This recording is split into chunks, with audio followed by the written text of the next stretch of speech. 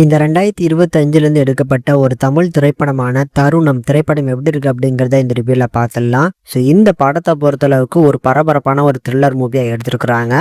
And இந்த படத்துல Kishan Das and Smriti Venkat தான் லீட் பண்ணி நடிச்சுக்கிறாங்க. படத்தோட கதை என்ன அப்படின்னா, படத்துல நம்ம ஹீரோ ஒரு போலீஸ் ஆஃபீஸரா வராரு. இப்போ சஸ்பென்ஷன் காரணமா பார்த்தீங்கன்னா வேலை இல்லாம தான் இருக்கிறாரு. இந்த மாதிரியான சுச்சுவேஷன்ல நம்ம ஸ்மிருதி வெங்கட்டா ஒரு ஆக்சிடென்ட்லாம் பார்த்தீங்கன்னா தருணத்துல பாக்குறாங்க. அந்த தருணத்துல இவங்க 2 பேருக்குள்ள நல்ல ஒரு பழக்கம் உண்டாகி, அது காதலா மாற, அதுக்கப்புறம் கல்யாணம் வரைக்கும் போகுது. இங்க நம்ம ஸ்மிருதி வெங்கட்டுக்கு ரோஹித் அப்படின்னு அவங்களோட அப்பார்ட்மெண்ட்ல இருக்கக்கூடிய ஒரு பையனோட ஒரு நல்ல ஒரு ஃப்ரெண்ட்ஷிப் உண்டாகிட்டு இருக்கு. ஆனா அந்த ரோஹித்ங்கிற பையன் ஸ்மிருதி வெங்கட்டுக்கு அதிகமா ட்ரை பண்ணிக்கிட்டு இருக்கான். ஒரு கட்டத்துக்கு மேல ஸ்மிருதி வெங்கட்டோட வீட்டுக்குள்ள இவங்க 2 பேருக்குள்ள நடந்த தகராறுல ரோஹித் இறந்து போறான். இப்படி ரோஹித் இறந்து கிடக்கிறத தெரிஞ்சுக்கிட்ட நம்ம கதாநாயகன் தன்னோட வருங்கால மனைவியை இதுக்கப்புறம் எப்படி காப்பாற்ற போறாரு, இப்படிப்பட்ட சுச்சுவேஷன்ல இருந்து அவங்கள சேஃபா காப்பாத்தினாராங்கிறதான் படத்தோட கிளைமேக்ஸ்.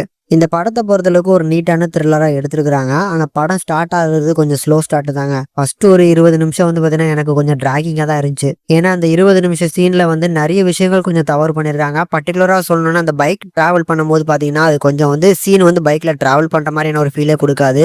இந்த மாதிரி சீன்ல கொஞ்சம் கொஞ்சம் எரர்ஸ் இருந்தாலும் அந்த படம் எங்க ஸ்டார்ட் ஆகுது அப்படின்னா, இந்த ரோஹித் இறந்து கிடப்பாரு பாருங்க. அதுக்கப்புறம் இந்த படம் கொஞ்சம் கொஞ்சமா சூடு பிடிக்க ஆரம்பிச்சு. ஸோ வழக்கமா ஒரு பாடியை டிஸ்போஸ் பண்ற மாதிரி இல்லாம கொஞ்சம் டிஃப்ரெண்டா ட்ரை பண்ணியிருப்பாங்க. அந்த அட்டெம்ப்ட் நல்லா இருந்துச்சு. பட் அதுலயுமே கிளைமேக்ஸ் முடிச்ச விதம் இருக்கு பாத்தீங்களா, அதுமே ஒரு நம்பகத்தன்மை அப்படிங்கிறது கொஞ்சம் கம்மியா தான் இருக்கு.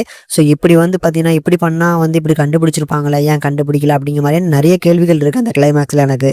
ஆனா ஓவராலா பார்க்கும்போது பார்க்கறதுக்கு ஒரு நல்ல த்ரில்லர் மூவியா தான் இருக்கு. படத்துல அந்த மிடில் போர்ஷன்ல பாலசரவணனோட என்டர்டைன்மெண்ட் சூப்பரா இருக்கும். ஸோ அவர் அங்கங்க வரக்கூடிய லைட் ஹார்ட்டடான ஒரு காமெடி தான், ஆனா நல்லா கிளிக் ஆச்சு. பெர்ஃபார்மன்ஸ்ல நம்ம ஹீரோ ஹீரோயின் சொல்லி எல்லாருமே அவங்க எடுத்துக்கிட்ட ரோல சூப்பரா பண்ணியிருந்தாங்க. இந்த சைட்ல அந்த ரோஹிட்டோட ஃப்ரெண்ட்ஸ்ன்னு சொல்லி அவங்களுக்கு பெருசா இந்த ஸ்கிரீன் பிரைஸ் கொடுக்கல அப்படின்னாலும் அவங்களோட பெர்ஃபார்மன்ஸும் நல்லா இருந்துச்சு. ஓவராலா பார்க்கறதுக்கு கண்டிப்பா ஒரு ஒன் டைம் ட்ரை பண்ணி பார்க்கலாம். நல்ல ஒரு த்ரில்லர் மூவி தான். ஃபேமிலி வாட்சபிள் அப்படின்னு கேட்டீங்கன்னா கண்டிப்பா ஃபேமிலி வாட்சபிள் தான். கண்டிப்பா ட்ரை பண்ணி பார்க்கணும்னு நினைக்கிறவங்க கண்டிப்பா ட்ரை பண்ணி பார்க்கலாம்.